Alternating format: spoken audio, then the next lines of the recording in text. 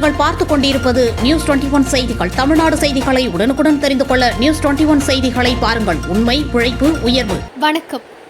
மாரவாடி கிராமத்தில் வனத்துறைக்கு சொந்தமான இடங்களை ஆக்கிரமித்தால் கடும் நடவடிக்கை எடுக்கப்படும் என வனத்துறையினர் எச்சரிக்கை செய்தனர்.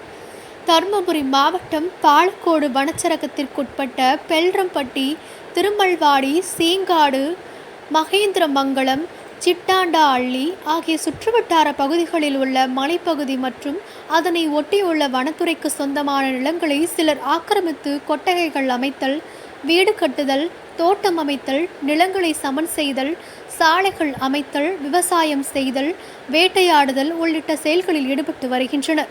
அவ்வாறு செயல்படுவதை கண்டித்தும் வனக்காவலர்களின் பணியை தடுத்தாலோ மிரட்டல் விடுத்தாலோ காவல்துறை, வருவாய்த்துறை, வனத்துறை மூலம் கடும் நடவடிக்கை எடுக்கப்படும் என பாலக்கோடு வனத்துறையினர் சிட்டாண்டா அள்ளி, மாரவாடி, கொத்தளம், குண்டாங்காடு உள்ளிட்ட 10க்கும் மேற்பட்ட கிராமங்களில் ஒலிபெருக்கி மூலம் எச்சரிக்கை செய்தனர்.